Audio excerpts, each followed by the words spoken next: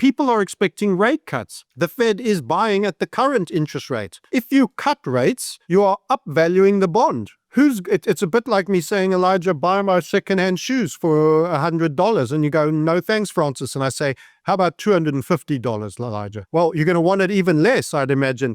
And that's what's essentially going to happen on bond markets if they even try to cut, which is why everyone's going, oh, the Fed's behind the curve again. Yes, they're usually behind the curve, but they can't move like you normally can. This time is different because the debt market has lost its footing and is now no longer a reserve asset of accumulation and that people want to hold. And in actual fact, gold is the beneficiary. I suppose that's the sunlight in what's a pretty doomer statement, is gold is here and it's big. Unfortunately, we're going to find out who owns the gold and who didn't. It's going to be a very polarizing event. At the end of 1945, following the Great Depression and a world war, the United States reached a historic peak in its national debt, with the total debt briefly exceeding the size of the entire economy. That record, once seen as an outlier, now appears increasingly likely to be surpassed within the next few years. According to projections released by the Congressional Budget Office in January, the U.S. is on track to break that debt-to-GDP record by 2032. However, that estimate was made before the introduction of the latest large-scale tax and spending bill proposed by Republicans, which could significantly accelerate the timeline. Budget experts now suggest that the national debt could blow past the previous high even sooner, climbing sharply higher in the coming decades. FrancisHunt, a financial strategist, warns that the U.S. is trapped in a cycle of chronic overspending and growing debt, which global buyers of treasury bonds have long supported. However, that support is fading as foreign governments increasingly avoid U.S. debt, opting to issue bonds in their currencies to escape rising yields and fiscal uncertainty. With demand for treasuries declining, the dollar faces devaluation, which could lead to higher import costs and lower living standards. Hunt argues the bond market is fundamentally broken, and even rate cuts may not restore investor confidence, signaling the end of the era of easy U.S. debt issuance. In contrast, gold is re-emerging as a preferred store of value. As economic uncertainty mounts and confidence in fiat currencies wanes, gold is increasingly regarded as a haven for financial assets.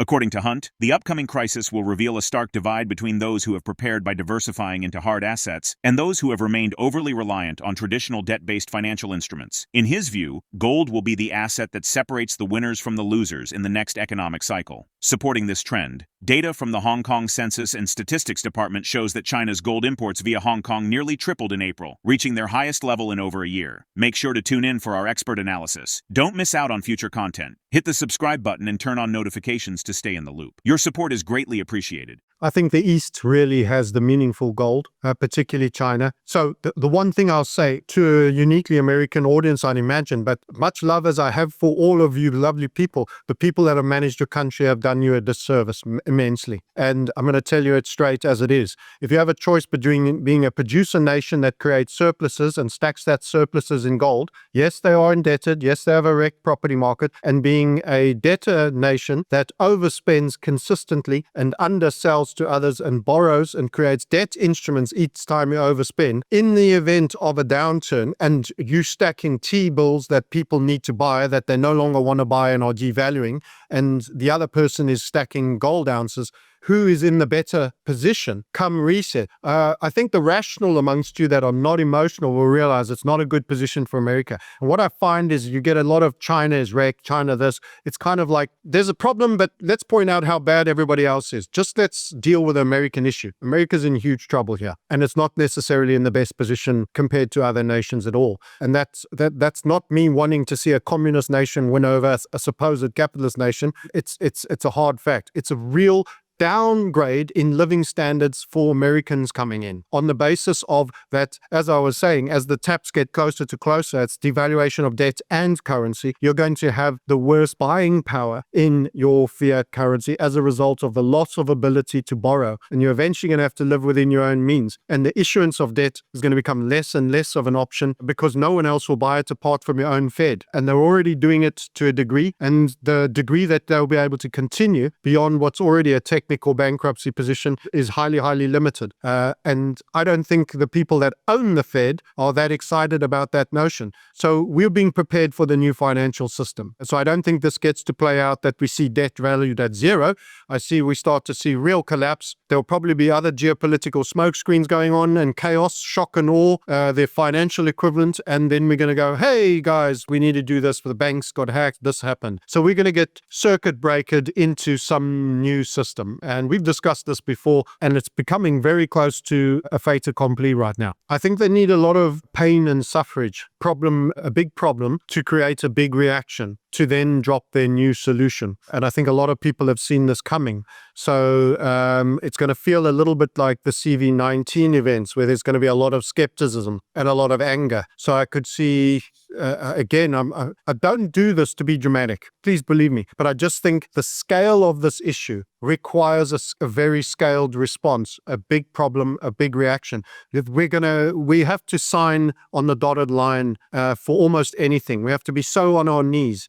And I think that could affect a lot of things that are the day-to-day needs. It can be power related, it can be access to food, etc., etc. They are going to push this problem. We're going to get a stark reaction, and then we'll accept whatever solution they give us. Because this is I don't think every lifetime gets to see this degree of economic travail. And I think we get a totalitarian nation and global order that comes out of this, which is quite concerning to me. Good news. Let's say something good news. Florida got gold passed as money and a legal tender. So I love the fact that happened. And I'm upset that David Webb couldn't get it through in Utah, and that there was I think it's a senator, the head of that particular state, probably called a senator. I'm not sure. I don't understand American politics as well as you would, but he vetoed it. We really need to show up, because the bank lobby from out of state showed up to stop that from going through. We really need to see victories like Florida's victory, where gold and silver as legal tender and no taxes for having it, purchasing it, those kind of laws. We need to see more of that.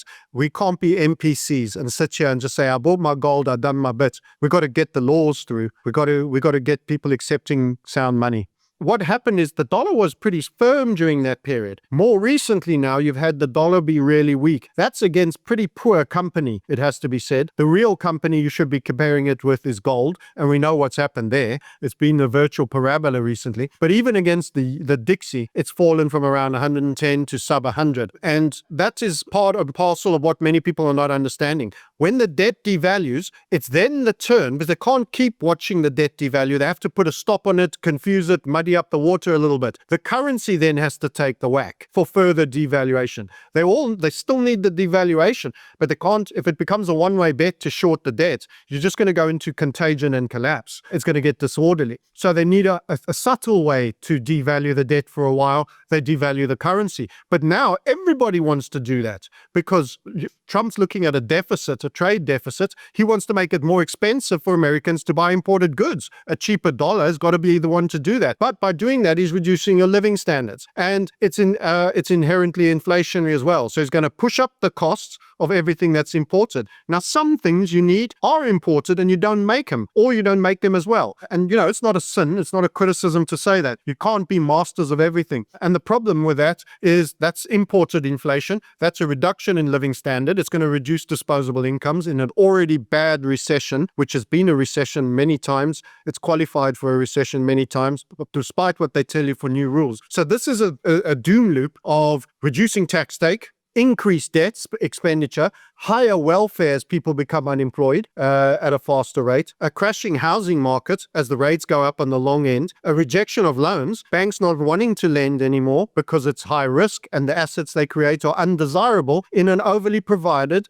over-proliferated debt space as a reserve asset. Nobody wants it. So that's a doom loop, and it's got to play out, and it's very bearish. But the king reserve asset is doing exactly what he should be doing, and that's gold. But the point of showing you this chart is that you're going to suddenly, Americans that are watching this, and friends, I'm sorry to say it, but your buying power of your dollar is going to lose rapidly. At first it's debt, then it's currency, then it's debt, then it's currency, and then it goes like this, and then they go together. And that's the capitulation phase. There's become less pauses in between, and you're getting the full deflation as everyone does it. That's when gold turns parabola, though. That's the good news about that. And just to draw that chart, gold will be the inverse of that chart. So it goes kind of like this. If I can draw it, let's just draw nicely with you in orange for the gold. It'll look something more like this. And then suddenly it parabolas like that. So for all those thinking, should I be selling my gold? It's amazing. I don't think we've done much at all. Should I be selling my gold is the worst question you should have. You should keep stacking gold right now. It is the reserve asset in a failing debt asset. And we're only just starting to see interest rates that could go a lot higher across the world, by the way.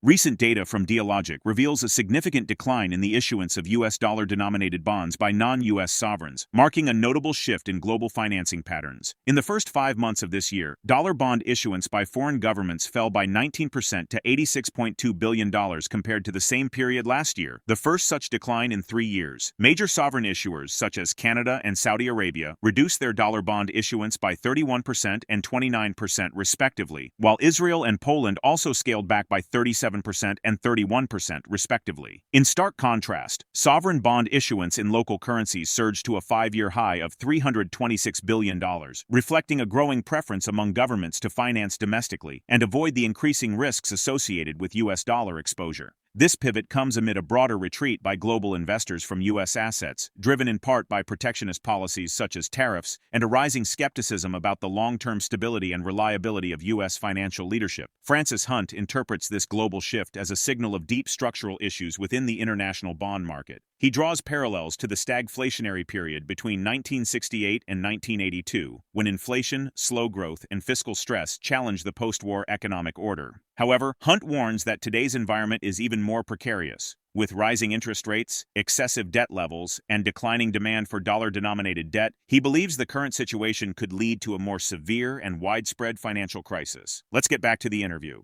The long ends of debt across the world, in fact. So September 2020 was when American debt came into focus for us, and we called short and we traded the TLT then and again, and you lost around 45% in the next 2.5, 3 years, which has subsequently seen a lot of big names also positioned to the short side, which some of them were mentioning in November of last year, like Stanley Druckenmiller and Paul Tudor Jones. However, this focused, America's collapse in debt has focused people's minds across all the nations. So after 2020, after that call, we actually took a look at British debt, we took a look at European debt, and we took a look at Japanese debt, and we came to the conclusion that we expected, actually, especially on the long side, long by duration, so that means 10, 20, and 30 years. I don't want to be too jargony. Many people don't understand bond markets.